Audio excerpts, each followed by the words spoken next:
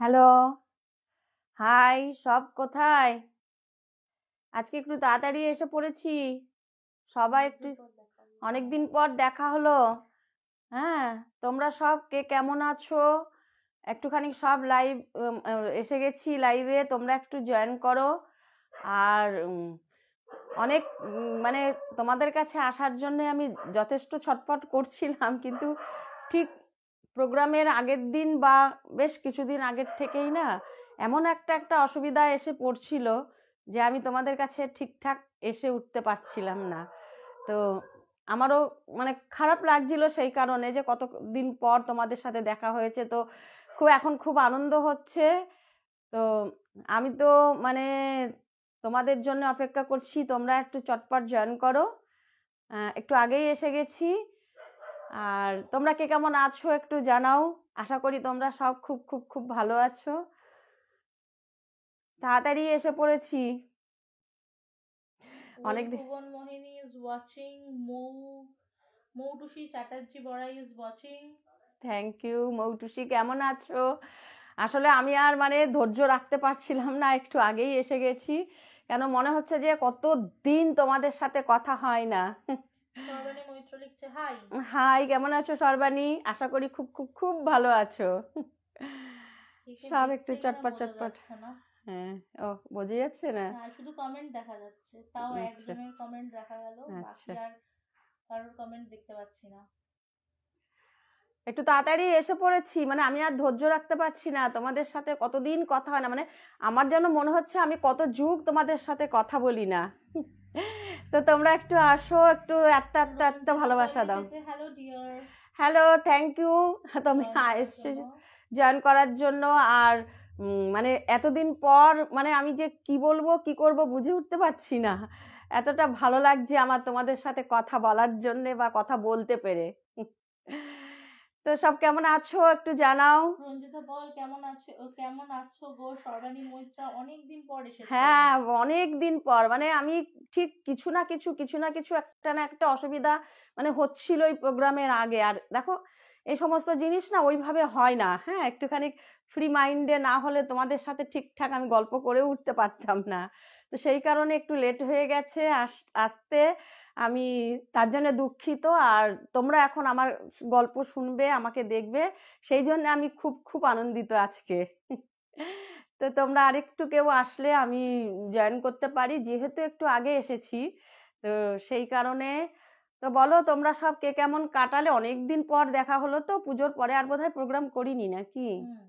হ্যাঁ, পুজোর পর এই ফার্স্ট। তো তোমরা আশা করি সবাই খুব খুব রঞ্জিতা ভালো। বল লিখছে আজকে নোটিফিকেশনই পাইনি। হ্যাঁ, নোটিফিকেশন আজকে কোনোভাবে রিচটা ডাউন হয়েছে। আজকে দেখলাম মানে 10-12 হ্যাঁ, জনের বেশি 10-12 জন। নোটিফিকেশন কারোর হ্যাঁ কাছেই হ্যাঁ, যায়নি। সেই কারণেই আমি একটুখানি মানে ভাবছিলাম যে কি হবে, কেউ বুঝতে পারছে কি পারছে না। তো তোমরা সব কেমন আছো গো? আশা করি তোমরা খুব ভালো আছো। তো পুজোর পর যেহেতু এই ফার্স্ট আসলাম, তো সেই কারণে তোমাদের পুজো কেমন কাটলো জানি না, অনেক দিন হয়ে গেছে। ঠিক আছে, তৈরি হচ্ছে। তো আগামী দিনের কথা ভাবি, আর যা হয়ে গেছে হয়ে গেছে, সব ঠিকঠাক আছো আশা করি। তো তোমাদের কাছে আমি আজকে মানে আজকে একটা সত্যি আমি যেই গল্পটা পেয়েছি, এই গল্পটা আজকে তোমাদের কাছে করার জন্য আমিও নিশ্চয়ই মানে ভাবছিলাম যে কবে আসবো আর কবে তোমাদের কাছে এই গল্পটা আমি রাখবো। তো তোমরা শুনলে তোমরা বুঝতে পারবে যে কতটা একটা ভয়ানক একটা গল্প আজকে মানে ঘটনা, আমি সত্যি ঘটনা আমি আজকে তোমাদের কাছে নিয়ে এসেছি। আর এই সত্যি ঘটনা যে পাঠিয়েছে মানে কতটা আমাকে লোকে ভালোবাসলে, যে গুজরাট থেকে হ্যাঁ আমাকে এই গল্পটা পাঠিয়েছে। তো আমি তোমাদের কাছে আজকে সেই গল্পটাই নিয়ে আসছি, মানে সত্যি একটা ঘটনা নিয়ে আসছি। তো দেখো তোমাদের কেমন লাগে, তোমরা আর একটু অপেক্ষা করো। হ্যাঁ, আর শুরু করবো? কজন হয়েছে? মোটামুটি 7-8 জন হয়ে গেছে। না মানে কি বলতো, অনেকে তো ভাবছে যে আচ্ছা ঠিক আছে। তো আমি শুরু করে দিচ্ছি, কেননা একটু যেহেতু আগে এসেছি আমার মনে হয় আরো লোক হবে। তো তবুও আমি তারা না হয় আমার রেকর্ডিংটা শুনে নেবে। তো তোমরা যারা এসেছো তোমাদের প্রত্যেককে নিয়ে আমি আজকে প্রোগ্রামটা এগিয়ে নিয়ে যাচ্ছি। হ্যাঁ, তো আমাকে এই যে একটা ঘটনা, এই সত্যি ঘটনা, সেই সত্যি ঘটনাটা আমাকে পাঠিয়েছে গুজরাট থেকে একজন, যে মানে উনি আমাকে ফলো করেন। হ্যাঁ, তো সেই কারণে উনি আমার কাছে এই গল্পটা মানে সত্যি একটা ঘটনা, যেটা কিনা ওনাদের ফ্যামিলিতে হয়েছে। তো সেই ঘটনাটা আজকে আমি তাহলে বলছি। তো এখন আমি যে ফ্যামিলির কথা বলছি, সেই উনি ওনার মেয়ে মানে মানে 8, মানে উনি বললো যে 9+। হ্যাঁ, তো ওনার মেয়ের নামটা আমাকে বলতে বলেনি, যে ঘটনা যাদের সাথে ঘটনা হয়েছে তো তাদের আমি নামটা বলতে পারবো, কিন্তু ওনাদেরও নাম বলতে পারবো। ওনার শুধু বলছে যেহেতু বাচ্চা মেয়ে, তো তাই ওনার নামটা মানে বাচ্চা মেয়েটার নামটা আমাকে বলতে না করেছে। তো উনি একটা নাম আমাকে বলছে বাড়ির যে ডাক নামটা আছে, ওকে সবাই গুড়িয়া গুড়িয়া বলে বাড়িতে ডাকে। তো বলছে যে আপনি ওই গুড়িয়া নামটা ওখানে আমার বলবেন। তো গুড়িয়াদের বাড়িতে গুড়িয়ার যে মানে স্কুলেও পড়ে, তো সেই স্কুলের এক মানে গুড়িয়ার সাথে যেই একটা মেয়ে পড়ে, মানে অনেকেই পড়ে, তো যেই মেয়েটার সাথে ঘটনাটা, তো তার নাম হচ্ছে সানবি। হ্যাঁ, তো তার নাম যেহেতু তার নাম সানবি, এবার তার মায়ের একটু মানে সানবির মায়ের মোটামুটি যেহেতু চাকরি করতেন, আর ওনার ফ্যামিলিতে মানে বিয়ের আগে সানবির মাকে ওর নিজের ফ্যামিলিটাকে ওকে দেখতে হতো। তো সেই কারণে ফ্যামিলিটাকে দেখতে দেখতে ওর বেশ মোটামুটি একটু বয়স হয়ে যায়। তো বয়স হয়ে যায় যখন, বিয়ের বয়সটা মোটামুটি পেরিয়ে আসছে, তো সেই সময় যাই হোক আত্মীয় স্বজন দেখে ওকে বিয়ে দেয়। তো বিয়ে দেওয়ার পর যখন বিয়ের পরেও ওর বাচ্চা হওয়া নিয়ে একটা ইস্যু হয়, যেটা কিনা ওর বাচ্চাটা মানে হতে অনেকটা লেট হয়। তো সেই কারণে বেশ বয়স হয়ে যাওয়ার পর ওনার একটা বেবি হয়। তো সেই বেবিটার নামই হচ্ছে সানবি। আর সানবি আর গুড়িয়া ওরা একই স্কুলে পড়তো। তো একই স্কুলে পড়লেও সানবিদের বাড়ির থেকে গুড়িয়াদের বাড়ি যে খুব একটা দূর তা কিন্তু নয়। তো এখন কি হয়েছে, মানে ওই স্কুলে যখন মানে ওরা পড়তো, তো তখন সানবিদের বাড়িতে গুড়িয়াদের আসা যাওয়া লেগে থাকতো। মানে কোনো প্রোগ্রাম হলে এরা আসতো, ওরা যেত। মানে বার্থডেতে তো সব স্কুলের সব বাচ্চাই আসতো, কিন্তু এমনিও ওদের ফ্যামিলির সাথে এদের একটু রিলেশনটা ভালো ছিল। তো যাই হোক, এই আনন্দের মাঝখানে হঠাৎ একদিন মানে একটা খুব দুঃখজনক একটা ঘটনা হয়। ওই সানবীর যখন যাচ্ছে, তো স্কুল যখন নিয়ে যাচ্ছে ওর বাবা স্কুটারে করে সানবিকে স্কুলে নিয়ে যাচ্ছিল, তো সেই সময় পাশ থেকে একটা লরি এসে এমন ভাবে স্কুটারটাকে মারে। তো ওর বাবা যখন সিটে এরকম মানে সে বসা ছিল, সানবি কি করেছিল, ও পেছনের বাবাকে জড়িয়ে ধরেছিল। ও কি করেছে, ছিটকে গিয়ে পড়ে। যখন ছিটকে গিয়ে সানবি যখন পড়ে, তো তখন পাশ থেকে একটা 4 চাকা এসে একদম মানে বাচ্চাটাকে একদম পুরো পিষে দিয়ে বেরিয়ে যায়। তো যখন এইরকম ঘটনা একটা, যেহেতু এতদিন পর একটা বাচ্চা মানে ওদের ফ্যামিলিতে এসে একটা আনন্দের ঢল ছিল, তো যাই হোক খুবই দুঃখজনক একটা ঘটনা, মানে ভীষণ রকমের নাড়া দেওয়ার মতন একটা ঘটনা। উনি বলতে বলতে উনি নিজেও মানে চোখের জল এসে গেছে ওনার, মানে বোঝা যাচ্ছে যে উনি যখন বলছিলেন। তো তারপর থেকে একটা ঘটনা হয়েছে, সানবির মা নাকি বলে সর্বক্ষণ বুঝতে পারত সানবির অস্তিত্বটা ওই বাড়িতে, ওর মা সবসময় বুঝতে পারত। মানে এইরকম হয়েছে, বলছে যে মানে হাঁটা চলা তো ঘরের মধ্যে করতো, সেটা তো বোঝা যেত।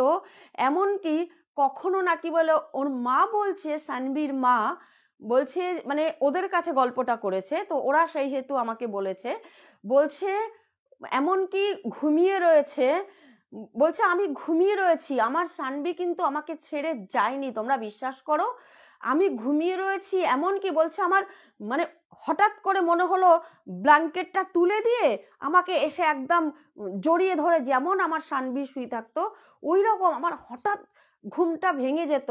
ঘুমটা ভেঙে গিয়ে আমি তখন দেখতাম যে কই কেউ তো, কোথাও তো কেউ নেই। তো এতে ওর মা আরো বেশি এরকম কান্নাকাটি করতো, সবসময় এরকম করতো যে ওই তো দেখা যাচ্ছে সানবিকে রান্নাঘর থেকে মনে হচ্ছে যেন দৌড়ে বেরিয়ে আসছে, কিংবা খাবার টেবিলে মানে আরেকটা কেউ আছে, তার নিঃশ্বাস প্রশ্বাস পড়ছে, বা একটা বাচ্চা দৌড়াদৌড়ি করলে যে তার যে একটা মানে মানে হয় না, প্রতিধ্বনি হয়, পায়ের আওয়াজ হয়, এই জিনিসগুলি কন্টিনিউয়াস ওদের বাড়িতে হতে থাকছে। তো এতে করে কি হয়েছে, সানবির মা এতে উনি খুব খুশি। উনি এই কারণেই খুশি যে আমার সন্তান আমার কাছে রয়েছে।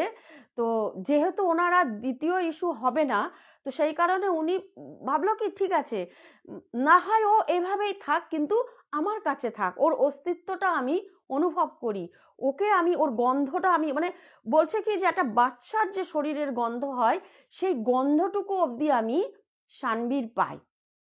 তো এই রকম করতে করতে ভদ্রমহিলা কি করতেন, ওই যেহেতু ওনার মেয়ে আছে মনে করে, উনি যেদিন সানবির বার্থডে হতো সেই দিন প্রত্যেককে উনি নিমন্ত্রণ করতেন, প্রত্যেকটা স্কুলের বাচ্চাকে উনি নিমন্ত্রণ করতেন। তো এই প্রথম দিকে না সবাই ভাবতো কি যে মানে ফার্স্ট যেদিন ওর জন্মদিনটা পালন করলো, তখন অনেকে আসতে চায়নি, ভাবছে কি এটা আবার কেমন কথা, স্বাভাবিক একটা বাচ্চা মারা গেছে, তো তার জন্মদিন পালন করছে আবার একটা, মানে ওরাও না একটা অস্বস্তি তে মানে পড়ে গিয়েছিল যখন ফার্স্ট নিমন্ত্রণ করতে আসে। তো তারপরে অনেক মায়েরা বলল কি যে দেখো ওনার তো একটা দুঃখের ব্যাপার, উনি যদি এইগুলির মধ্যে আমাদের বাচ্চাদেরকে নিয়ে, উনি যদি এইটার মধ্যে থাকতে চায়, উনি যদি মনে করে যে হ্যাঁ আমার মেয়ে আছে, তো আমরা এটা আমরা যাই, হ্যাঁ ওনার তো একটা সাপোর্ট দরকার, উনি যদি আমাদের সন্তানদের নিয়ে মনে করে ভালো থাকে, তাহলে আমাদের বছরে এই দিনটা যাওয়া উচিত। তো যাই হোক, প্রত্যেক বছরই মানে মানে লাস্ট যেবার ঘটনা হয়েছিল এটা হলো 3 বছর, মানে ফার্স্ট সেকেন্ড থার্ড বছর এরকম প্রত্যেক বছর সবাই যায়। তো যখন মানে থার্ড বছর যখন ওর জন্মদিন পালন হবে সানবির, তো এদিকে একটা ঘটনা হয়েছে যে ওই গুড়িয়ার পিসি না, উনি মানে সিঙ্গাপুরে থাকেন। তো গুড়িয়ার পিসি কিন্তু এদের সাথে আলাপ আছে। তো উনি সিঙ্গাপুরে চাকরি করতেন যখন, তো উনি চাকরির সাথে সাথে আর একটা জিনিস করতেন যে হয় না ওই গ্লোবের মধ্যে হাত দিয়ে, ওটাকে কি বলে, হ্যাঁ উনি নামটা বলেছিলেন যে ওনার পেশাটা, আমি না ঠিক, হ্যাঁ সাইকিক, হ্যাঁ। তো উনি না পেশাটা বলেছিলেন, কিন্তু আমি না তখন সেই সময়টা না ওটা আমি মনে করতে উঠতে পারছি না।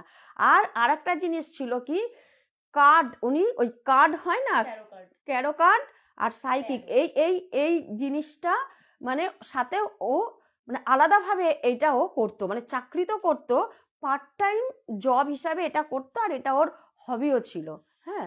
তো সেই কারণে ওনা অনেক কিছু বুঝতে পারতো, অনেক রকমের আত্মাকে ও অনুভব করতে পারতো, এমনকি ওর কাছে যারা, ও তো একদম এটা ফার্স্ট একটু একটু শিখছে, তো যখন ওর কাছে কেউ আসতো ও তখন এটা মানে বলে সমাধান করতে পারতো, বা এটা করো না, এটা করো, তোমার সামনে এই বিপদ আছে, এইগুলি ও বলতে পারতো, হ্যাঁ। তো ওর নাম হচ্ছে নেহা। তো নেহা সেই মানে সেই বছর ও কি করেছিল, সিঙ্গাপুর ছেড়ে ও তখন মানে ইন্ডিয়ায় এসছে ফার্স্ট, মানে চাকরির এই অনেক দিন হলো ফার্স্ট টাইম, মানে চাকরি করতে করতে এই ও ফার্স্ট চাকরি করা অবস্থায় এখানে আসে কিছু দিনের ছুটি নিয়ে। তো সেই সময় ও এসে শুনতে পাই যে এরকম গুড়িয়ার সানবির মা প্রত্যেককে এরকম বার্থডের জন্যে নিমন্ত্রণ করেছে।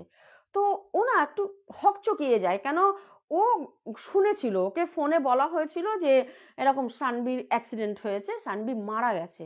তখন বলছে যে এটা কি করে হয়, উনি এইভাবে এরকম কেন বার্থডেটা করছে, এটা তো করা ঠিক না, যে মানুষটা নেই তার কেন, এমনি আমি অন্য কিছু করতে পারি, কিন্তু কোথাও গিয়ে কিছু দিয়ে দিলাম অনাথ আশ্রমে, কিন্তু বার্থডেটা এইভাবে কেক ফেক কেটে উনি করেন। তো ওর একটু কৌতূহল হয়, যে যখন গুড়িয়ার মা বলল যে জানো নেহা, উনি কিন্তু সানবির পুরোপুরি অস্তিত্ব টের পাই। এমনকি আমরা যেই বছর ওনার বাড়িতে গেছি জন্মদিনে, আমরাও কিন্তু বুঝতে পারতাম যে হ্যাঁ, অনেক কিছুতে ওর মা আমাদেরকে দেখিয়েছে। যেমন বলছে জানো, ও যখন কেকটা, আমরা যখন সবাই দাঁড়িয়ে আছি, কিন্তু কোনো বাচ্চা কিন্তু ফু দেয়নি। আমরা ফার্স্ট টাইম ভেবেছিলাম যে কেকটায় যখন মোমবাতিগুলি জ্বলছে, হঠাৎ করে একটা হাওয়া আসলো, হাওয়াটা কিন্তু দমকা হাওয়া না, ঠিক যেন মনে হলো কেউ ফু দিয়েছে, ফু দিয়ে যেন মনে হয় মোমবাতিগুলি নিভিয়ে দিয়েছে। এটা কিন্তু আমরা বুঝতে পেরেছি, এটা কিন্তু সত্যিকারের কথা, এখানে কিন্তু মানে মিথ্যে বলা যাবে না। তখন বলছে যে ওর না একটুখানি, ও তো এগুলি মানে।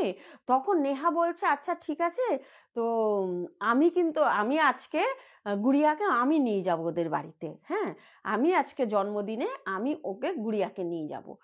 তো কি করেছে নেহা, তখন গুড়িয়াকে সাজিয়ে নিয়ে যখন সানবিদের বাড়িতে এসেছে, তো ততক্ষণে আর সব বাচ্চারা এসে গেছে, খুব হই হই হচ্ছে। ওর মা খুবই আনন্দ, মানে সত্যি মহিলা মানে এত খুশি যে সেই ওর খুশির দিকে তাকিয়েই না সব গার্জিয়ানরা আসে। তো এরকম হচ্ছে, কেক কাটা হচ্ছে, গান হচ্ছে, সব হচ্ছে, কিন্তু নেহা কিন্তু প্রত্যেকটা পদক্ষেপ ওর পড়ছে ওর অ্যাঙ্গেল থেকে। মানে ও ভাবছে যে কোন কোন জায়গাগুলিতে ও মানে ওই অস্তিত্বটা পাচ্ছে। ও তখন দেখছে, হঠাৎ করে ও দেখছে যে ঠিক মানে ওর পাশ থেকে কেউ একজন গেল, আর সত্যি সত্যি ওই টাইমটা ওর মা না, মানে কেউ একটা বাচ্চা এসে যদি মাকে জড়িয়ে ধরে, ওই রকম একটা হালকা ঝটকা পেল, ওই রকম একটা হালকা ঝটকা পেয়ে না ওর মা পুরো মানে হেসে উঠেছে কি, মানে এটা কিন্তু কেউ বুঝবে না যেটা কিনা নেহার চোখে পড়ছে। কেননা নেহা যেহেতু প্রত্যেকটা মানে ও অনুভব করতে পারছে জিনিসগুলি, যে কি ওর মায়ের সাথে ঘটছে আর সত্যি সত্যি কিছু ঘটছে কিনা। তার ওর মা হালকা একটা ঝটকা দিয়ে যখন হেসে উঠেছে যে হ্যাঁ, আমার মেয়ে এসেছে, এইবার কেক কাটবে। তো সত্যি সত্যি সেই সময় ওই রকমই আবারও, মানে হয়তো প্যারেন্ট অন্য কোনো গার্জিয়ানরা বুঝতে পারলো না যে তাদের বাচ্চারা ফু মারলো কিনা, কিন্তু সত্যি সত্যি ফু দিয়ে কেকটা, মানে কেকের উপরে মোমবাতিটা নিভিয়ে দিল। তো এইগুলি দেখার পরে না ও পুরোপুরি শিওর হয়ে গেল, কারণ ও তো পুরোপুরি বুঝে যাচ্ছে ওর ওই যে ওর মানে শরীরের ভেতরে ও অনুভব করছে যে হ্যাঁ, এখানে আছে, সানবির আত্মা এখানে আছে, আর প্রত্যেকটা ঘরে আছে। এমনকি ও প্রত্যেকটা ঘরেই ওর মানে অস্তিত্ব টের পাচ্ছে, যেহেতু ও বুঝতে পারছে। তো এর ভেতরে যেহেতু থাকে, ও কিন্তু ব্যাপারগুলি বুঝতে পারছে। তো ওর মনটা একটু খারাপ হয়ে গেল যে এটা ঠিক না। ওর ওখানে দাঁড়িয়ে দাঁড়িয়ে ও মনে মনে ভাবছে যে যদি সানবির আত্মা এখানে থাকে, তো এটা ওই ভদ্রমহিলা ঠিক করছে না, সানবির মা এটা একদমই ঠিক করছে না। তো উনি কি করলেন, ওই নেহা কি করলো, সবাই এখানে হই হই করছে, কেক কাটছে, খেতে দেওয়া হবে, এমনকি সানবির বাবাও প্রত্যেককে এরকম বাচ্চাদের প্লেট সাজাচ্ছে, এই করছে, ওদের ধ্যানটা নেই যে নেহা কি করছে। নেহা কি করেছে, ও যখন প্রত্যেকটা ঘর ঘুরছে, তো হঠাৎ বেশ এই কেক ফেক কাটার ঠিক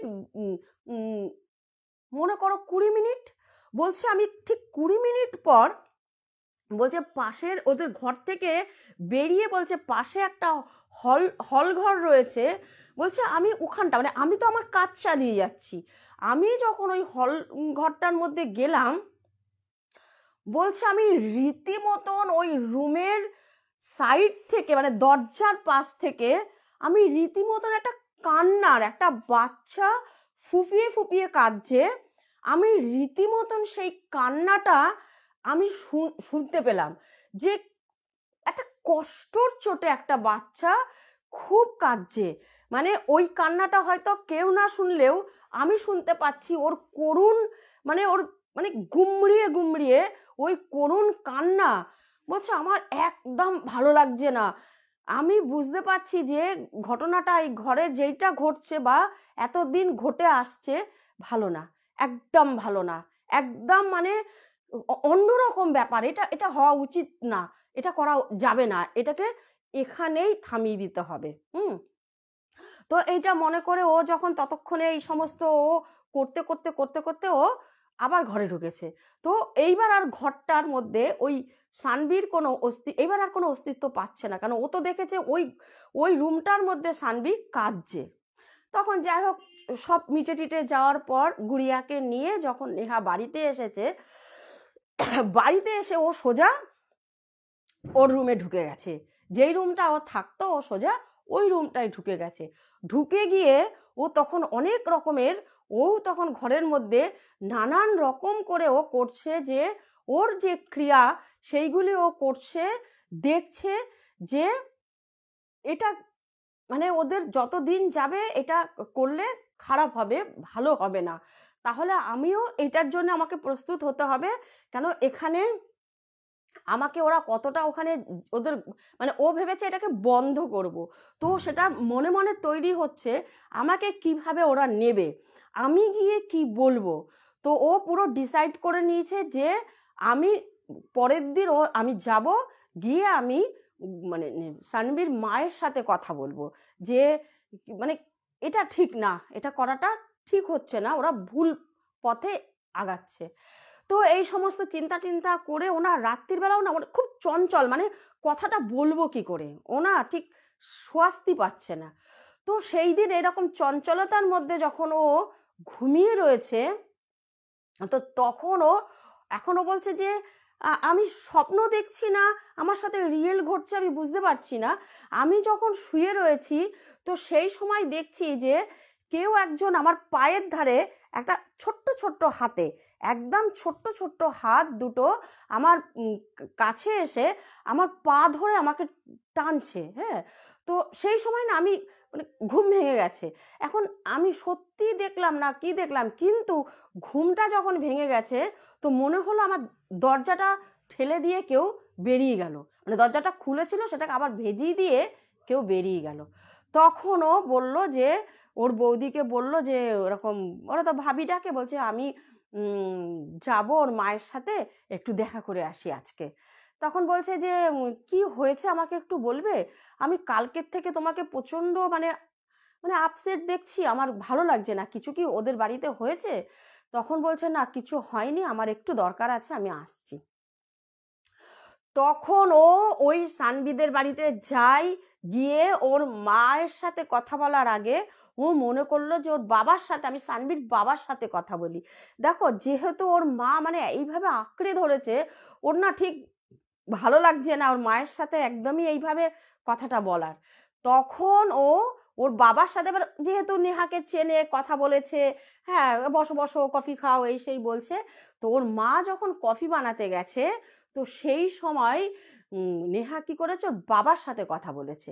সানবির বাবার সাথে যখন কথা বলে প্রত্যেকটা ঘটনা শুনতে চাইলো, যে শোনার পর তখন বলছে আপনার কি এটা স্বাভাবিক লাগছে? তখন বলছে যে এই কথাটাই একমাত্র তুমি আমার মনের কথা বললে, সত্যি আমার এটা কিচ্ছু স্বাভাবিক লাগছে না, এমনকি আমার ভালোও লাগে না, এই জিনিসটা আমার ভালো লাগে না। দেখো এটা তো সত্যি না, আমি তো একটা মানে মায়া আঁকড়িয়ে আমার স্ত্রী আর আমি রয়েছি। তো যদি তখন ও বলল যে আমি এই এই জিনিসের সাথে যুক্ত আছি, আমি এগুলি করি, তো আপনি যদি বলেন তো আমি কিন্তু এটার একটা ব্যবস্থা করতে পারি, কেননা ও কিন্তু সানবি অনেক দুঃখে আছে, আমি কিন্তু এখানে ওর কান্নার আওয়াজ পেয়েছি। আপনারা হয়তো ভাবছেন যে আপনাদের সন্তান আপনাদের কাছে এসেছে, কোথাও যায়নি, আপনারা খুশি, কিন্তু সানবি কিন্তু খুশি না, কেননা ওর কান্না আমি ওই ঘরের থেকে পেয়েছি, তার মানে ওর আত্মা এখানে কষ্ট পাচ্ছে। হ্যাঁ, তো আপনি যদি এই কথাটা যদি আপনি ভাবিকে একটু বোঝান, তো আমি কিন্তু আপনাদের এই ওই বাচ্চাটারকে আমি মানে মুক্ত করতে পারি, আপনাদের কাছ থেকে হোক, বা এই এই আমাদের যে এই ইসের মধ্যে চক্রের মধ্যে আটকে আছে, আমি সেখান থেকে কিন্তু ওকে মুক্ত করে দিতে পারি। তখন বলছে যে দেখো আমিও সেইটাই চাই, তো আমরা একটুখানি আলোচনা করে নিই। তো তারপরে আমি এটা নিয়ে তোমাকে জানাচ্ছি। তো এই কথা বলে যখন ও বসে কফি খাচ্ছে, তখনই পাশের ঘরে নিয়ে গিয়ে এরকম যখন সানভীর মায়ের সাথে কথা বলে, সানভীর মা তো কিছুতেই রাজি না। হ্যাঁ, বলছে না, আমার আমার সন্তান আমার কাছেই থাকবে। উনি পুরো পাগলের মতন করছে, আমি বিশ্বাস করি না। ও সানভি যে কষ্ট পাচ্ছে, সানভি কাঁদছে, আমি বিশ্বাস করি না। তখন ওর বাবা বলছে, সানভীর বাবা, দেখো আমিও কিন্তু মাঝে মধ্যে অর্ধেক রাত্রে যখন আমার ঘুম কোনো কারণে ভেঙে যায়, আমিও কিন্তু একটা বাচ্চার কিন্তু কান্নার আওয়াজ পাই। আমি কিন্তু এখনো কোনোদিন তোমাকে বলিনি। তো যদি সত্যি সত্যি আমার মেয়েটা এখানে কষ্ট পায়, তো তার থেকে ওকে ওর ওর মুক্তি হয়ে যাওয়াটা ঠিক না? তখন বলছে, আমি কি করে বিশ্বাস করব এটা, আমি যে আমার মেয়ে এরকম পাচ্ছে, কষ্ট পাচ্ছে, আমাকে পেয়ে ও খুশি। তখন নেহার কাছকে ডাকা হলো, পাশের ওই ইসে করছিল, কফি খাচ্ছিল পাশের রুমে। তখন বলছে যে নেহা তখন বলল, আপনি কি প্রমাণ চান? আপনি যদি বলেন তো আমি আপনাকে দেখাতে পারি ওর ইয়েটা। আর যদি আপনি বলেন যে আপনি প্ল্যানচেটের মাধ্যমে যেতে চান, আমি কিন্তু সেটাও করতে পারি। তো আমি দেখেন, প্ল্যানচেট যদি আমার মানে ওই গুড়িয়ার কথা বলছে, যে আমি কিন্তু গুড়িয়ার মাধ্যমে আপনাকে প্ল্যানচেট করে দেখাতে পারি যে সানভি কষ্ট পাচ্ছে বা ও মুক্তি চাইছে আমার কাছে, কেন ও আমার কাছে গিয়েছিল রাত্রির বেলা। তো ও মুক্তি চাইছে, এটা আমি প্রমাণ করতে পারবো। কিন্তু আপনি হয়তো বিশ্বাস করবেন না, যেহেতু আমার কাউকে দিয়ে আমি যদি করাই। আপনার যদি কেউ থাকে, সে যদি মানে মিডিয়াম হতে চায়, আমি কিন্তু প্ল্যানচেট করে এই জিনিসটা আপনাদের বুঝিয়ে দেবো, আর ওকে ওকে আমি মুক্ত করে দেবো। আর এই জিনিসটা কিন্তু খুব ভয়ানক হচ্ছে। আজ আপনার দিকে ও আছে, ও কষ্ট পাচ্ছে, মুক্তি চাইছে। কাল যদি আপনাদের ওপর ও কোনো অ্যাকশান নেই, আপনাদের ওপরে ও হাবি হয়ে যায়, তখন কিন্তু আপনি ওকে সামলাতে পারবেন না। তো সবকিছু শোনার পরে তখন ওর মা বলছে যে, খুব ওর বাবাকে জড়িয়ে ধরে কাঁদছিল, যে যাই হোক, আমি তো মেয়েটার অস্তিত্বটা টের পাচ্ছিলাম, মেয়েটা তো আমার কাছে ছিল, তো আবার সেই মেয়েটাকে আমি এরকম দূরে সরিয়ে দেবো? তো ঠিক আছে, তোমরা যে এটা ভালো বোঝো তাহলে সেইটা করো, তবে মিডিয়াম আমিই দেবো। হ্যাঁ, মিডিয়াম আমি দেবো। এই কথা বলে তখন সানভীর মাসির মেয়েকে নিয়ে আসলো। ও ওরকম ছোট, ওকে নিয়ে আসলো। নিয়ে আসার পরে বলল যে তাহলে কবে বসবে? তখন নেহা বলল যে ঠিক আছে, আমি একটা মানে বলে দিচ্ছি, কারণ আমিও তো ভেতরে ভেতরে এটা নিয়ে তৈরি হচ্ছি। তো তারপরে ওরা তার পরের একটা দিন, ভালো একটা দিন দেখে, ওরা তখন ওই ঘরের মধ্যে মোমবাতি জ্বালিয়ে, যেরকম নিয়ম কারণে হয় ওই রকম করে একটা টেবিল সাজালো। টেবিল সাজিয়ে তারপরে সে ওই ওই গ্লোবটাকে ওই রকম রাখলো, রেখে আর ওকে ওই বাচ্চাটাকে বসানো হলো। বলল, একটা জিনিস শুধু করবেন, প্রত্যেকে ওই গ্লোবটার মধ্যে হাত দিয়ে থাকবেন, কিন্তু বাচ্চাকে ও হাত দিয়ে থাকবে। মানে ওই যে বাচ্চাটা এসেছে, যে কিনা মিডিয়াম হবে, ও কিন্তু ওই গ্লোবে হাত দিয়ে থাকবে, কিন্তু ওর হাতে কেউ টাচ করবেন না। ওর হাতে ওকে মানে মোট কথা ছোঁয়া যাবে না। শুধু আপনি যা বলার, যেটা শোনার সেটা শুনবেন। তো যখন ঘরের প্রত্যেকটা লাইট নিভিয়ে দিল, দিয়ে যখন ওই গ্লোবটার মধ্যে হাত দিয়ে বসে, ওর তো একটা এই সমস্ত একটা মন্ত্র থাকে, যখন এই মন্ত্র ভেতরে ভেতরে, কোনো মুখের কোনো উচ্চারণ নেই, ও যখন ভেতরে ভেতরে এই মন্ত্র উচ্চারণ করছে, অন্ধকার ঘরটা হঠাৎ করে ওই গ্লোবটা একদম মানে পুরো মনে হচ্ছে যেন জ্বলে যখন উঠলো না, তো তখন মনে হচ্ছে সারা ঘর একটা মানে আমরা যেরকম মানে একটা মনে হচ্ছে যেন একটা মায়াবী একটা আলোর মানে আলো আধারির একটা সৃষ্টি করেছে। আর তার মধ্যে ওরা যখন বসে রয়েছে, হঠাৎ করে ওই আলোর ওই যে প্রতিবিম্বটা যখন ওই বাচ্চাটার যে কিনা মিডিয়াম হয়েছে, তো ওই বাচ্চাটার মুখে গিয়ে পড়েছে। তো এরাও না ওকে দেখে পুরো অবাক হয়ে গেছে, যে মুখটা মনে হচ্ছে ওই মেয়েটার না অন্য কারোর। ও একটু নড়ে উঠে এইবার ও বলতে এক নিঃশ্বাস বলছে যে চোখের পলক পড়ছে না, চোখটা এরকম বড় বড় করে এক নিঃশ্বাসে ও ফার্স্ট টাইম কেঁদে উঠেছে। ফার্স্ট টাইম খুব গুমিয়ে গুমিয়ে এরকম কাঁদছে।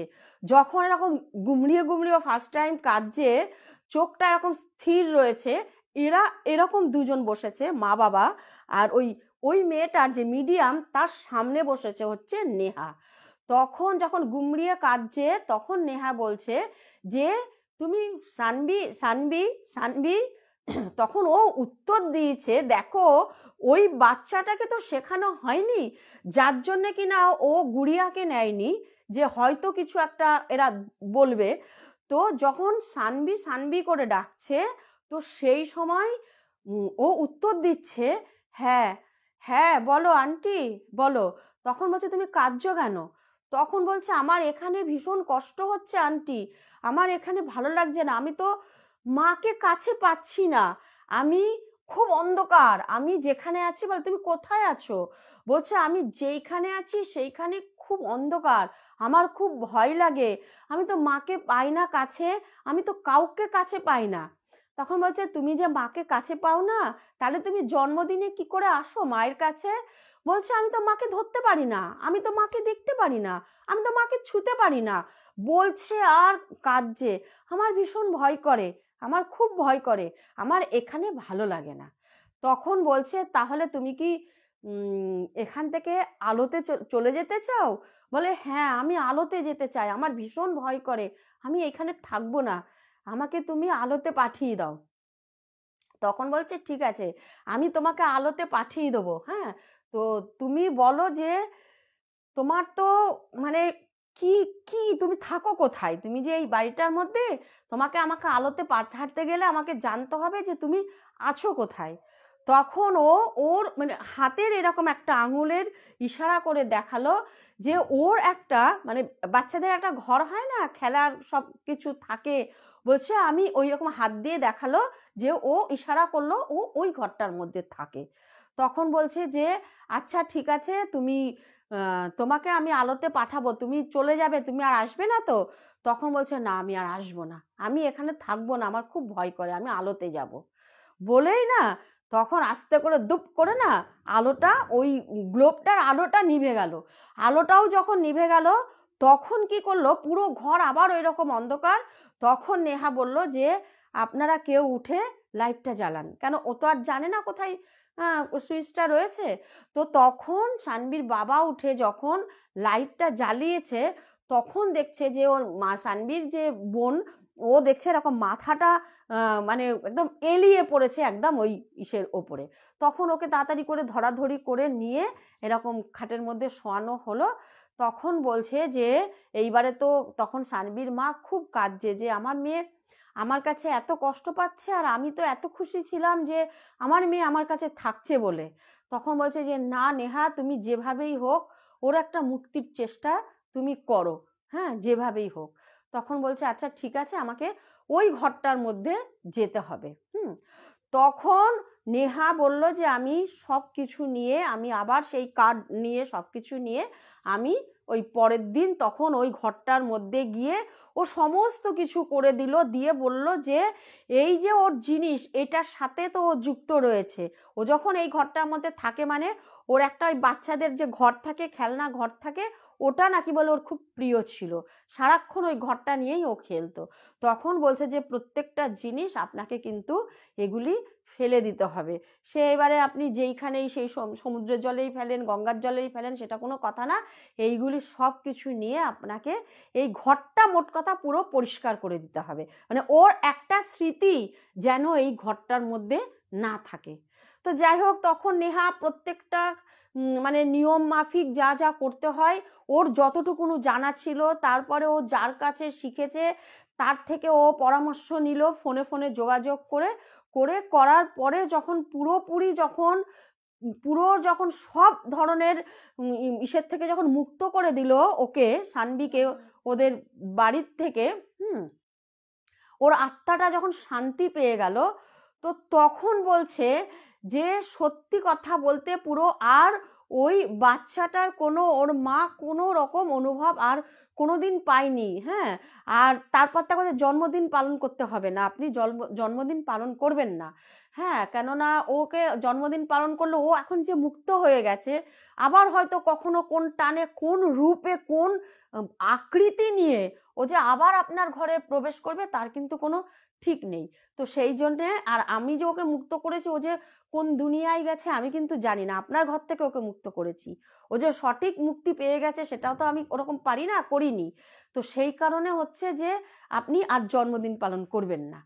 তারপরে যাই হোক, ওরা তারপরে বেশ মানে কয়েক বছর পর ওরা ঠিক করেছে যে আর এই ওই বাড়িটাতে ওরা তখন কি করলো, এভাবে আর থাকতে ওদের খারাপ লাগছে, তখন ওরা নার্সারি একটা স্কুল ওই বাড়ির নিচেই, মানে ওরা তো ওপরে থাকলো, বাড়ির নিচেই তখন একটা স্কুল খুলে দেয়।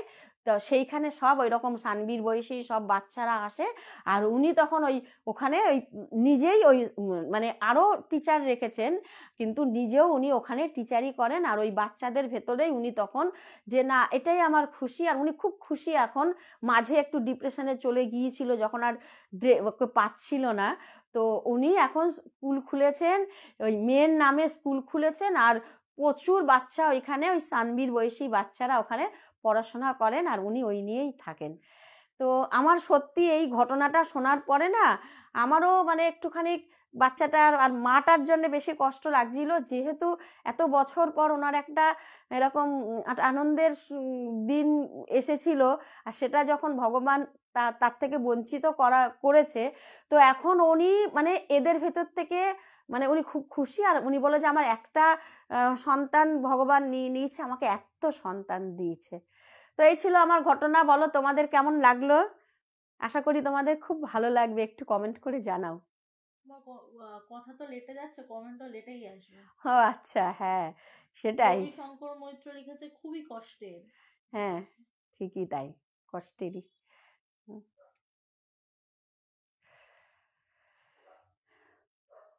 কষ্ট তো অবশ্যই, মানে সন্তানের ব্যাপারটা তো, এটা একটা এমন একটা জায়গা, এটার কেউ পূরণ করতে পারে না। হ্যাঁ। আচ্ছা, একজনের কমেন্ট পড়ে দিই, উনি আমাকে বলেছেন যে মা কেন আমার কমেন্ট পড়ে না। ও আসলে না আমি আবার একটু বলে দিচ্ছি, আমি না চশমা নিয়ে বসি না, হ্যাঁ। তো এবার চশমা নিয়ে বসলে আবার, তাছাড়া কেন বসি না, আমার একটু চশমা পরতে একটু অস্বস্তি করে, আর আবার এই নিচু হয়ে একবার দেখবো আবার বলবো একটু, আছে আমার সেক্রেটারি আছে তো। আচ্ছা, লিখেছে যে কেমন আছো মা, আমি লাইভ জয়েন করেছি। আমি খুব খুব খুব ভালো আছি। আর এই যে আমাকে মা বলে যে তোমরা সম্বোধন করো না, বিশ্বাস করো মানে আমি যে একদম আত্মার সাথে তোমরা আমাকে বেঁধে ফেলো, জানো তো। আচ্ছা, তৃষা বলছে সো প্যাথেটিক। তৃষা বলছে খুব ভালো লাগলো ঘটনাটা। সর্বাণী মৈত্র লিখেছে খুবই কষ্টের ঘটনা। মৌমিতা গোস্বামী লিখেছে খুবই খুব খুব কষ্টের। রঞ্জিতা পল বলছে সত্যি মা তার জন্য খুব কষ্ট লাগে। খুব, হ্যাঁ ঠিক আছে, তাহলে আমি এর পরের গল্পে চলে যাচ্ছি। আর মানে পরের গল্পটা হচ্ছে, এটা আমাদের মানে এটাও মানে তো ভয়ের গল্প, মানে যে ঘটনা, এই ঘটনাটা বেশি দিন হয়নি।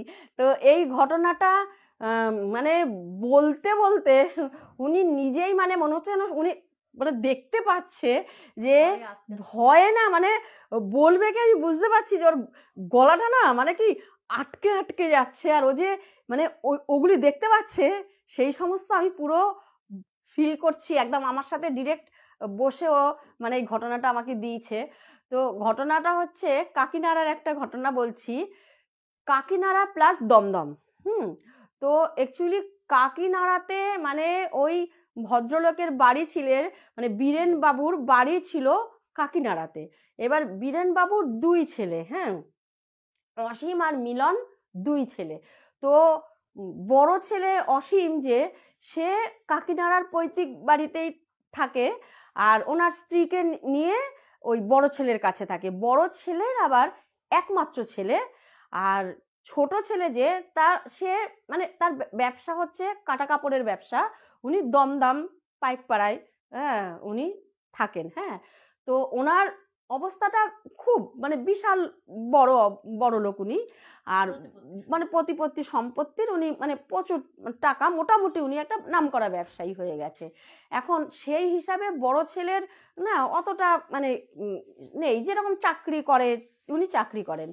তো এখন ওদের ভাইদের মধ্যে না বেশ মিল, তো মিল থাকাকালীন ওই বড় ছেলে বলতো কি যে মানে ছোট ছেলে বলতো মা বাবা দুইজনকেই যদি তোর অসুবিধা হয় তুই আমার কাছে ভাই পাঠিয়ে দে। তো এখন মিলন বলে যে দেখ আমি মা বাবা দুজনকেই রাখার আমারও ক্ষমতা আছে, রাখতে পারি, কিন্তু ওনাদেরও তো তোদেরকে মানে ওই পক্ষে হচ্ছে মানে ছোট ভাইয়ের হচ্ছে এক মেয়ে। তা বলছে যে এক কাজ করি আমরা মানে ভাগ ভাগ মানে মায়ের যখন তোর কাছে যেতে ইচ্ছা করবে যাবে, বাবার যখন আমার কাছে থাকুক, আবার বাবারও যত মানে ওরা না অল্টার করে স্বামী স্ত্রীতে কখনো দুই, হ্যাঁ বাবা মা না বাবা মা অল্টার করে দুই ভাইয়ের কাছেই থাকে, হ্যাঁ কখনো একসাথেও থাকে ওই নাতিকে দেখার ইচ্ছা হলে। তো এই রকম করে যখন থাকে তো বাবা প্রায়শই এখানেই কাকিনাড়াতে থাকতেই ভালোবাসে, হ্যাঁ বড় ছেলের প্রতি তো প্রত্যেকের একটা টান থাকে, তো সেই হিসাবে বাবা এখানেই থাকতেন, আর মা ওখানে বেশিরভাগ থাকতেন, আবার এখানেও থাকতেন। তো এমতো অবস্থায় কি হয়েছে, বাবা যখন বাবা মা দুইজনেই যখন ওই ছোট ছেলের কাছে গেছে মানে দমদম গেছে, তো ওখানে গিয়ে যখন বেশ কিছুদিন এরকম থাকবে এরকম একটা মানে মনস্থির করে যখন ওরা গেছে, তো সেই সময় কি হয়েছে, এই বড় ছেলের আবার ছেলে যে কিনা পিকাই পিকাই করে ওরা ডাকে, তো পিকাইয়ের আবার পরীক্ষা ছিল, হ্যাঁ তো সেই জন্যে না ও পিকাই মানে পড়াশোনা নিয়ে সেই টাইমটা কাটাতো, মা ওদিকে নজর, তা ভাবছে ঠিক আছে যদি শ্বশুর শাশুড়ি ওইখানে বেশ কিছুদিন থাকে তো মানে মুখে তো বলতে পারছে না, ওর একটু ভালোই হলো। তো এদিকে কি হয়েছে, শ্বশুর হঠাৎ করে স্ট্রোক করে যায়। শ্বশুরের যখন হঠাৎ করে স্ট্রোক করে যায়, তো সেই সময় একদম এমন মোক্ষম টাইম যে পিকায়ের তখন পরীক্ষা, হ্যাঁ পিকায়ের তখন পরীক্ষা চলছে, মানে এখান থেকে এদের যাওয়ার উপায় নেই, হ্যাঁ তো সেই কারণে ওর বলছে যে বাবাকে নিয়ে ওরা যখন নার্সিং হোমে যায়, তো ওখানে গিয়েই উনি এরকম মারা যান। তো মারা যাওয়ার পরে সেই সময় সবাই বলল কি যে যেহেতু ওখানে মারা গেছে মানে ছোট ছেলে কিছুতেই বাবাকে ছাড়তে চাইলেন না, কেননা বলছে যে আমি বাবাকে এইখানে মানে সব করব, কাজ করব বাবার, হ্যাঁ তো আর এখানেও মারা গেছে, এর মধ্যে এরাও বলল যে ঠিক আছে যেহেতু এর ছেলেরও পরীক্ষা, বড় ছেলের মাধ্যমিক দিচ্ছে, তো ঠিক আছে ওখানেই কাজটা হোক। তো যখন ওখানে কাজ হচ্ছে, ওখানে এই 21 দিন 13 দিন যেটাই পালন করছে, ওরা 13 দিন পালন করেছে, তো ওখানে যখন ওই কাককে খেতে দেয় ওই রকম ওখানে যখন হবিষ্যি করে কাককে খেতে দিচ্ছে, তো বড় ছেলের বউ তো এইখানে রয়েছে, যেহেতু পিকায়ের পরীক্ষা, ওনরা কি করতেন, ওনরাও এইখানে কাককে খেতে দিতেন, ওনরাও এইখানে হবিষ্যি করে যা যা ওখানে করতো এখানেও করতেন, হ্যাঁ তো এখন হঠাৎ একদিন রাত্রির বেলা পিকাই যখন পড়তে বসেছে, তো একটা জিনিস কি হতো না, দাদু না একটু খিটখিটে ছিলেন, হ্যাঁ খিটখিটে ছিলেন কি এই মানে উনি না একটু এমন ছিলেন, দরজা বন্ধ করো, এই দরজাকে খুলে রেখেছে, দরজা বন্ধ করো, লোক ঢুকে পড়বে ঘরের মধ্যে, এটা আটকাও, ছিটকেনি আটকাও, মানে একটু কিটির কিটির স্বভাবের ছিলেন। তারপরে কি ওই পিকাই যেখানে পড়তে বসে সেখান থেকে ওই দরজা দিয়ে দাদুর ঘরটা দেখা যেত, মানে দাদুর ঘরের সামনেটা দেখা যেত, ওখানে উনি ইজি চেয়ার নিয়ে বসে থাকতেন, হ্যাঁ তো ওইখান থেকে পিকাইয়ের ওপর টিকটিক করতো, এই পড়ছিস না, মোবাইল ঘাটছিস, এই করছিস, এই দরজা বন্ধ কর, এটা করেছিস, এই কল বন্ধ করেছিস, এরম একটা ওনার ম্যানিয়া ছিলেন। তো হঠাৎ কি করেছে, পিকাই পড়তে বসেছে, ওর বাবা মা যাওয়া আসা করছে, মাঝে মাঝে ছেলের কাছেই বেশিটা থাকতে হচ্ছে, হঠাৎ পিকাই দেখছে মানে এটা অসম্ভব একটা ব্যাপার যে ওর ঘর মানে ও দরজাটা খুলেই কিন্তু পড়তে বসেছে, তো যেহেতু পাশের ঘরে মা রয়েছে, মা যাওয়া আসা করছেন, দরজাটা খুলে এরকম পড়ছে পড়ছে, হঠাৎ এরকম তাকিয়েছে, ও দেখছে দাদু ঘর থেকে বেরিয়ে আসলো। মানে ও তো দাদুর ঘরটা প্লাস দাদুর ঘরের সামনেটা দেখতে পায়। হ্যাঁ, দাদু ঘর থেকে বেরিয়ে আসলো। হ্যাঁ, দাদু ঘর থেকে বেরিয়ে এসে কিছুক্ষণ দাঁড়ালো। মানে এটা ও বই পড়তে পড়তে বুঝতে পারছে, যেহেতু ওর মা বাবা আবার সেদিন ওখানে গেছে, যেহেতু ওখানেও যেতে হচ্ছে এখানেও আসতে হচ্ছে, ওখানে গেছে। ওটা এখন বইটাকে ধরে পিকাই বুঝতে পারছে দাদু ঘর থেকে বেরালো। ওর কিন্তু সেই সময়টা মাথায় নেই যে দাদু মারা গেছে। ন্যাচারাল যেটা হয়, দাদু যেটা করে সাধারণত, সেটাই কিন্তু ও অনুভব করছে যে এরকম এই এই সাইড থেকে দেখতে পাচ্ছে চোখের যে দাদু ঘর থেকে বেরালো, কিছুক্ষণ এসে ওর ঘরের সামনেটা দাঁড়ালো, যে এটা করতেন উনি, যে পড়ছে কিনা দেখার জন্যে, মোবাইল ঘাটছে কিনা দেখার জন্যে।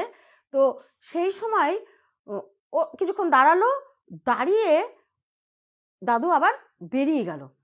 তো বেরিয়ে যাওয়ার পরে কি হলো, ছিটকানিটা মানে উনি চেক করতেন, উনি তালা চেক করতেন, উনি ছিটকানি চেক করতেন। মানে ওনার এইটাই যেহেতু ম্যানিয়া ছিল, ছিটকানিটা চেক করছে, এটা কিন্তু ও আওয়াজ পেয়েছে। এটা কিন্তু ও চোখের সাইড থেকে কিছু দেখছে না, ও ছিটকানিটা কেউ মানে চেক করছে, তালার টেনে টেনে দেখে চেক করছে, এটা কিন্তু ও শুনতে পেয়েছে। এটা যখন ও শুনতে পেয়েছে, ও তখন পড়াটা পুরো থামিয়ে দিয়েছে। পড়াটা পুরো থামিয়ে দিয়ে না, এইবারও পুরো কেঁপে উঠেছে।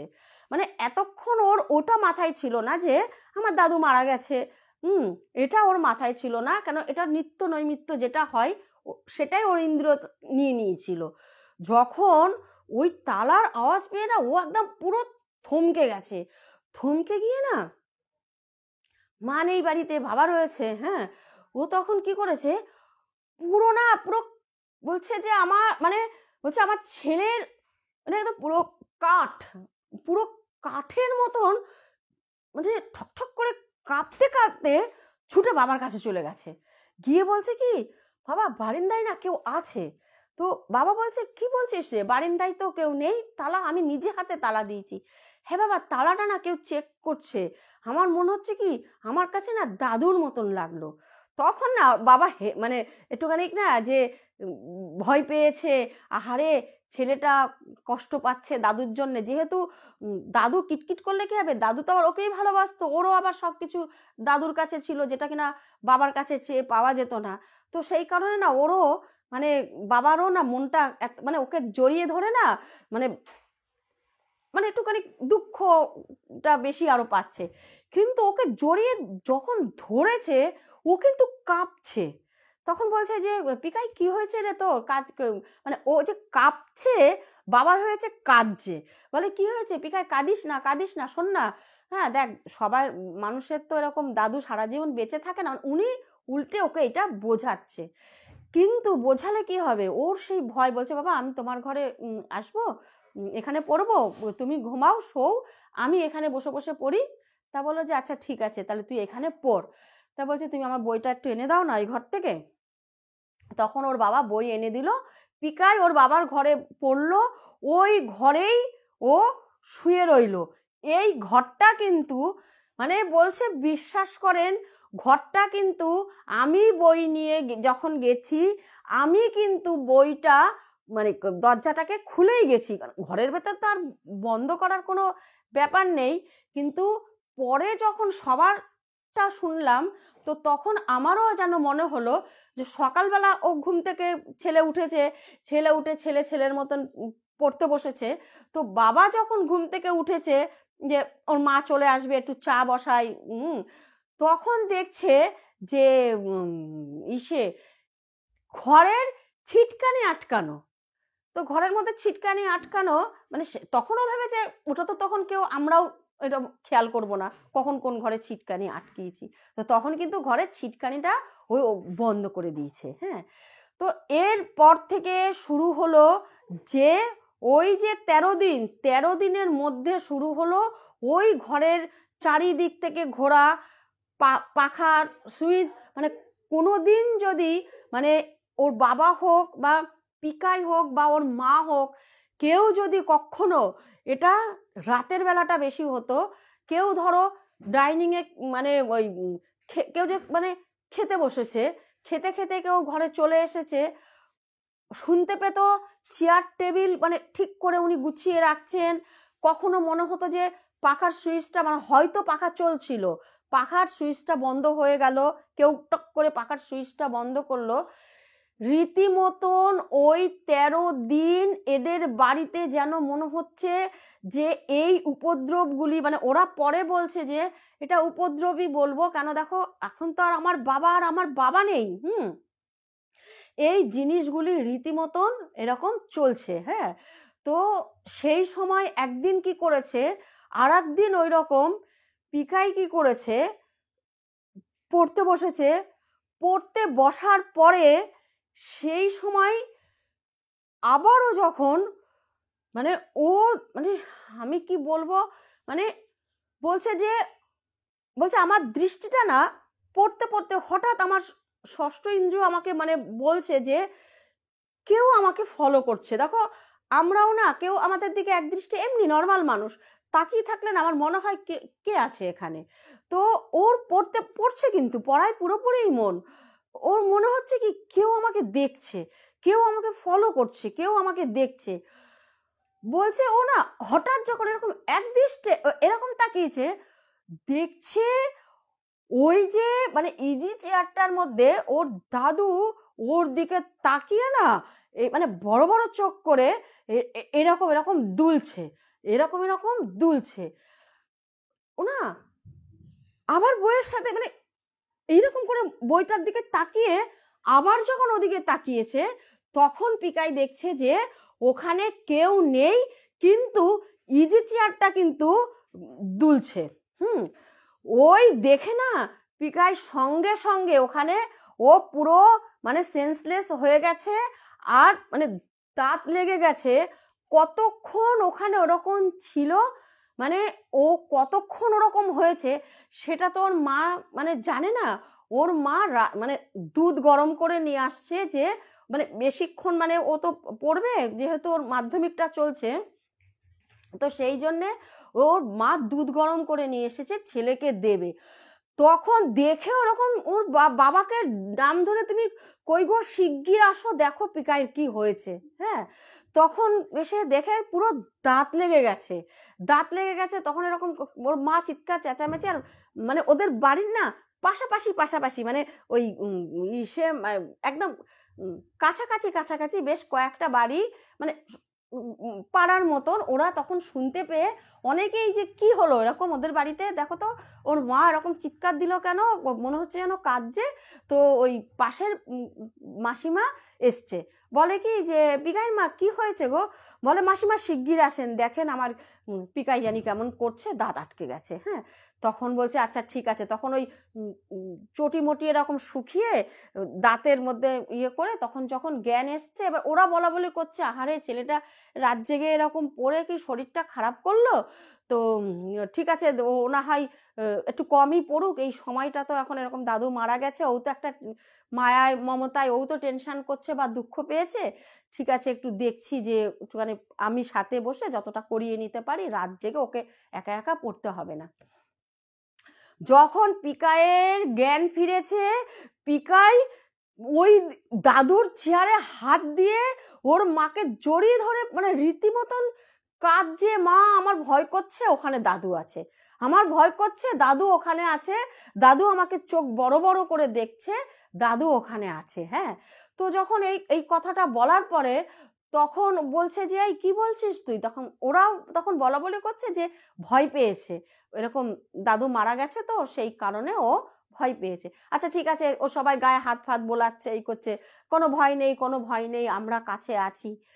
তো তারপর থেকে মানে ওরাও তখন বড়রাও তখন টের পাচ্ছে যে হ্যাঁ ওই ওর ওর বাপ মানে দাদু না বিড়ি খেতেন। হ্যাঁ, তো হঠাৎ করে যেইখানটায় বসে ওর দাদু বিড়ি খেতেন, ওই ইজি চেয়ারটায় বসে বিড়ি খেতেন, তো ওরা যখন মানে ওয়াশরুম যেত রাত্রেবেলা ঘুম ভাঙলে, সেই মানে ওর বাবাই হোক পিকাইয়ের বাবাই হোক কিংবা মাই হোক বাথরুমে যেতেন, বলছে যে বিশ্বাস করো মনে হতো কি ওখানে বসে কেউ বিড়ি খেয়েছে, হয় কেউ খাচ্ছে আর না হলে কেউ খেয়েছে।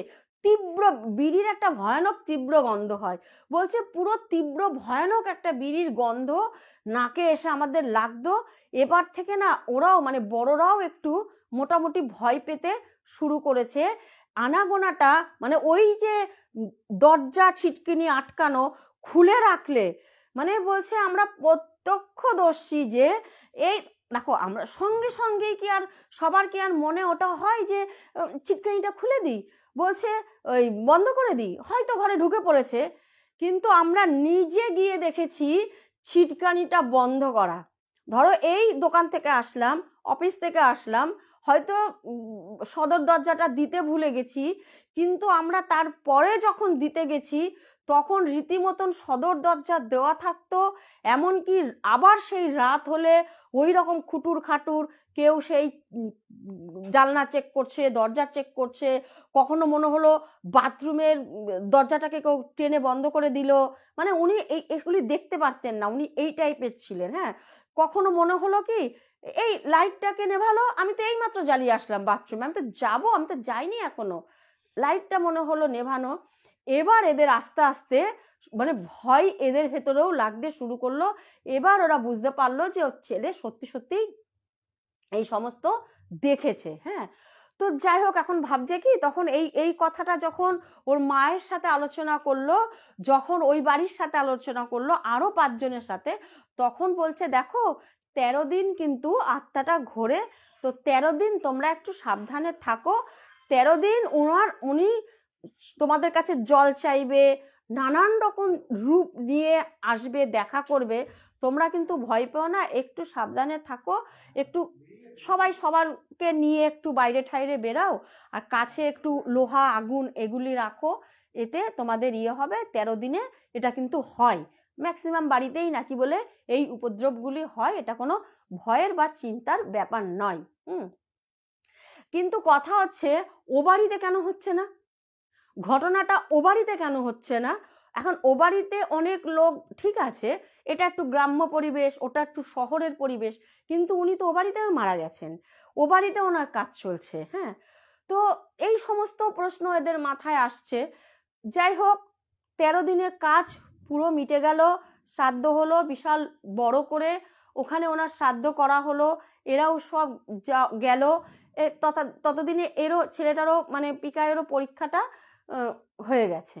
তো পিকায়ের যখন পরীক্ষা শ্রাদ্ধের বেশ কয়েকদিন পর যখন পিকায়ের পরীক্ষাটা হয়ে গেল, তখন পিকায়ের মা বলল কি দেখো এরকম বাবাও মারা গেছেন, আমরাও তো সেইভাবে ওখানেও গিয়ে যে কিছু একটা ঘুরতে বেড়াতে পারিনি, তো মাকে এইবারে আমি বাড়িতে রেখে, ফাঁকা বাড়ি তো রাখা যাবে না, মাকে বাড়িতে রেখে চলো আমরা একটু ছোটখাটো একটা ট্যুরে যাই। সবাই তো এরকম যায়। তখন বলছি যে ঠিক আছে আমরা তাহলে কটা দিনের জন্য দীঘায় যাই আর মাকে এইখানটায় এনে রাখি। হ্যাঁ, তো এই কথাটা বলা হলো, তখন ছোট ভাইকে জানালো, বললো আচ্ছা ঠিক আছে, মাও এখানে খুব কান্নাকাটি করছে, মা যদি ওখানে গিয়ে মানে বাবার একটুখানি যেহেতু ওখানেই থাকতো বাবা, তো সেই কারণে যদি বাবার এই সমস্ত স্মৃতি দেখে উনি যদি একটু শান্তি পায় এই বয়সে পাক, ঠিক আছে তুই নিয়ে যা, মাকে নিয়ে যা। তো তারপরে মাকে আনা হলো, মাকে এই বাড়িতে রাখা হলো, রেখে ওরা চলে গেল হচ্ছে দীঘা। যেই দিন মাকে এখানে রাখা হলো, পাশের বাড়ির মাসিমাকে বলা হলো যে মাসিমা আপনি কিন্তু একটু দেখবেন, মাকে একটু দেখবেন আর একটু খোঁজ খবর নেবেন। হ্যাঁ, এমনি কাজের মেয়ে আছে, সে কাজ করে দিয়ে যায় 2 বেলা, আর মাকে একটু দেখবেন।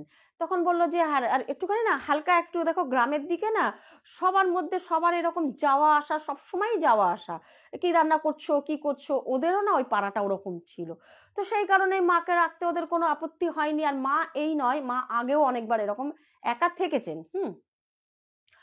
তো যেই রাত্রে মা থাকলেন, সেই রাত্রে হঠাৎ মানে মা এরকম ঘরের মধ্যে শুয়ে রয়েছেন, হঠাৎ করে উনি বয়স হয়ে গেছে তো ঘুম টুম একটুখানি কম হয়, ওনার খুব হালকা ঘুম, তো হঠাৎ করে মনে হলো যে ওর দাদুর ঘরের দরজাটা ছিটকানিটা কেউ খুললো। ছিটকানিটা খুলে যেই ঘরে পিকাই পড়ে ওই ঘরেই উনি শুয়েছেন এসে। হ্যাঁ, তো উনি ওই ঘরটায় দাদুর দিদিমা যেই মানে ওই ঠাকুমা, পিকায়ের ঠাকুমা আর দাদু যেই ঘরটায় শুতো ওই ঘরটায় উনি শোননি। হ্যাঁ, উনি এই ঘরটায় শুয়েছে, ছেলের ঘরেও শোননি, এই ঘরটায় শুয়েছে। তো উনি হঠাৎ করে না মানে খুব জোর ঘরের ছিটকানিটাকে খুলে, হ্যাঁ, কেউ যেন মনে হয় আসলো। পায়ের একটা হালকা আওয়াজ হলো, কেউ যেন মনে হয় আসলো। ওই গেটেই দাঁড়িয়ে থেকে মনে হলো যেন মানে উনি কাউকে দেখতে পায়নি, কিন্তু মনে হলো ওখানে কেউ থমকে গেল। তা উনি ভাবলো কি যে কি জানি কি কি বিড়াল আওয়াজ কিসের, কে কে আওয়াজ করলো। তো উনি যাই হোক উনি আবার আবার ঘুমিয়ে পড়েছে। হ্যাঁ, তো ঘুমিয়ে যখন পড়েছে, পড়ার পরে সকালবেলা এরকম ঘুম থেকে উঠেছে, ওঠার পরে না ওনার মনে হচ্ছে কি যে হ্যাঁ কেউ একটা কি ওখানে এসেছিল। তো এবারও উনি ভয় পাচ্ছে কি যে ফাঁকা ঘর ভেবে চোর ঠোর আসেনি তো। উনিও এরকম প্রত্যেকটা সকালবেলা উঠে তালা ঠালা দেখলো যে সে মানে অনেক সময় হয় না তালা ভেঙে চুরির একটা প্রবণতা ছিল সেই সময়টা। তো ওই কারণে উনিও যখন সব দেখলেন যে না কিছু চুরি টুরি হয়নি। হ্যাঁ, তো উনি যখন বড় ছেলেকে এরকম বললো দেখ আমার না ভীষণ ভয় করে, ভয় করছে, রাত্রির বেলা এরকম এরকম হয়েছে, তো আমি কি করব। তখন বড় ছেলে ফোন করে বলল যে আমি মাসিমাকে বলে দিচ্ছি, মাসিমার সাথে কথা বলেছি আমি, তোমার কথা শোনার পরে তোমার কাছে মাসিমা আজকে রাত্রে শোবে। তো যখন বলেছে যে মাসিমা আজকে তোমার কাছে রাত্রিবেলা শোবে, বলেছে ভালো কথা।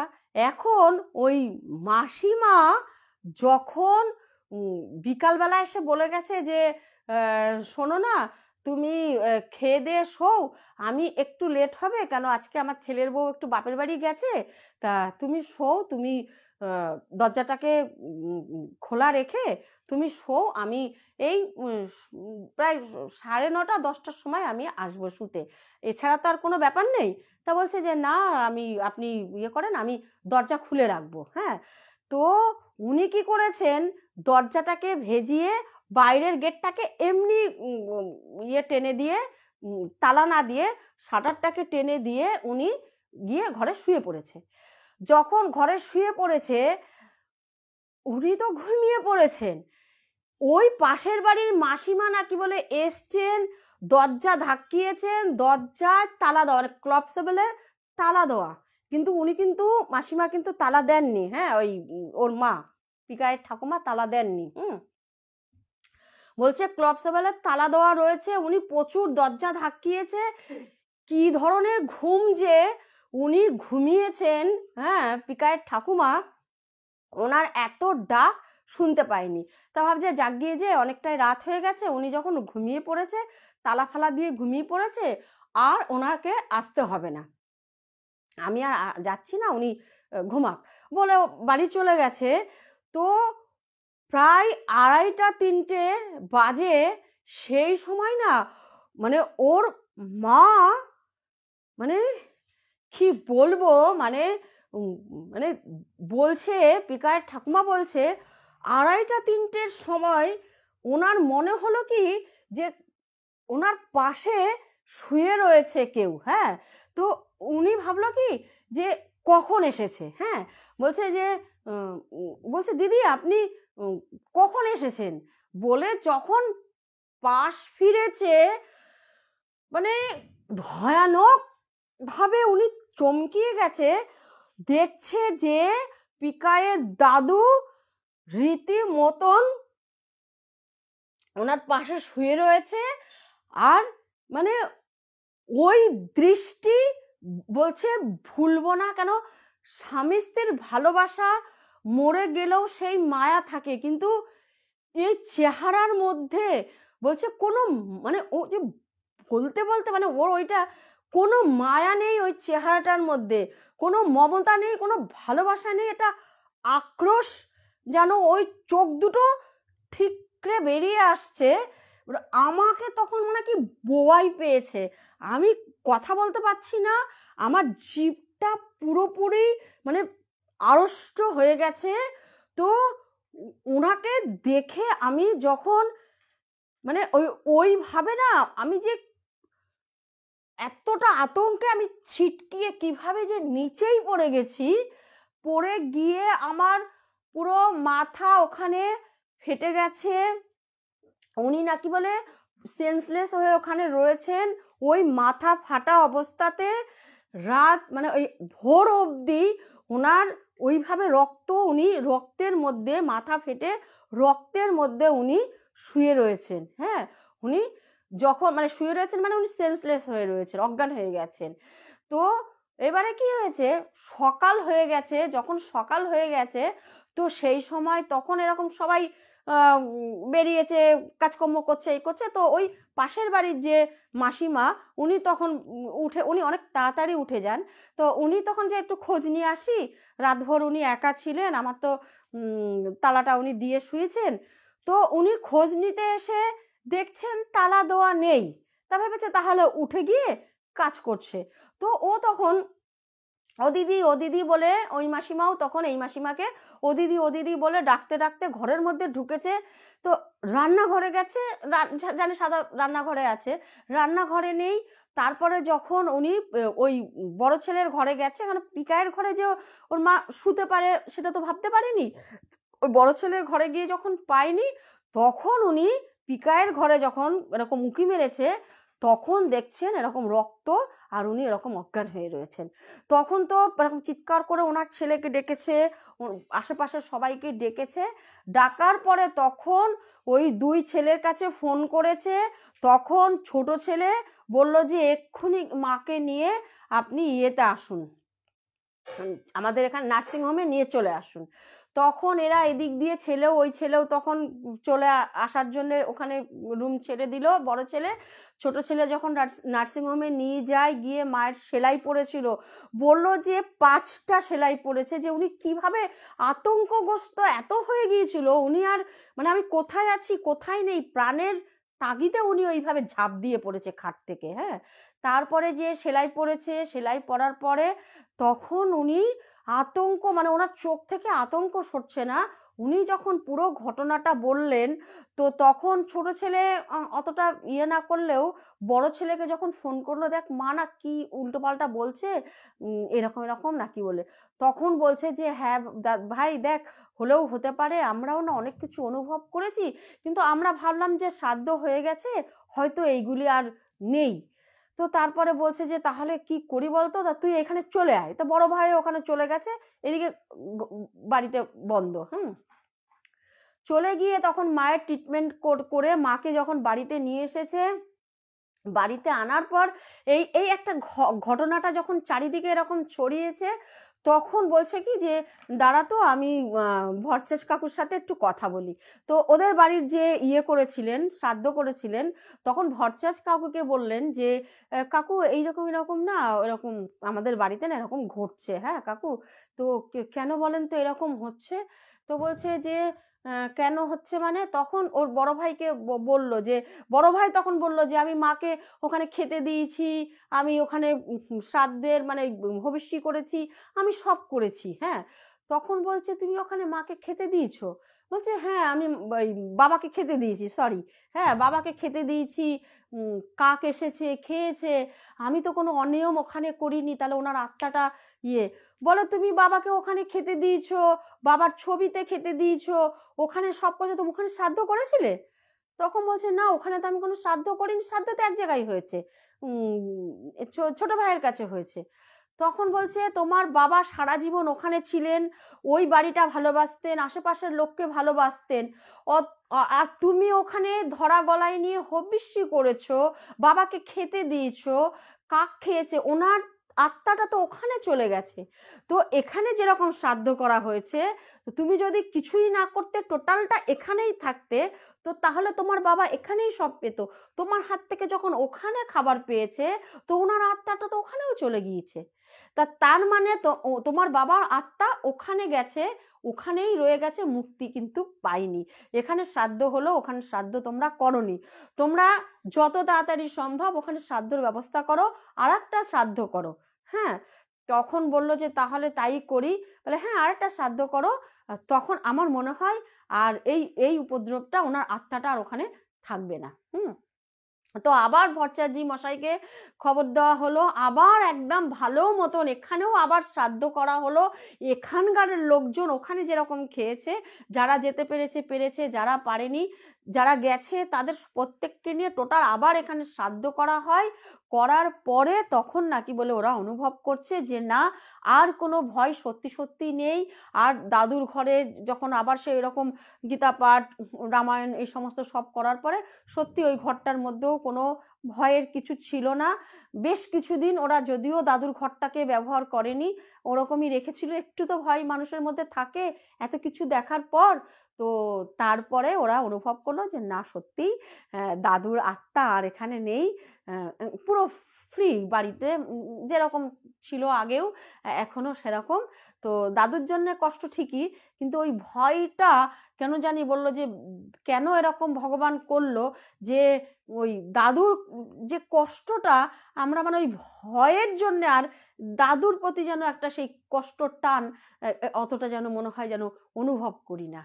হ্যাঁ, তো এই ছিল আমার শেষ গল্প, মানে সত্যি ঘটনা। তো বলো তোমাদের কেমন লাগলো আমার এই ঘটনাটা। আশা করি তোমাদের ভালো লেগেছে। আর কতটা কতটা তোমরা ভয় পেলে বলো, কতটা ভয় পেয়েছো?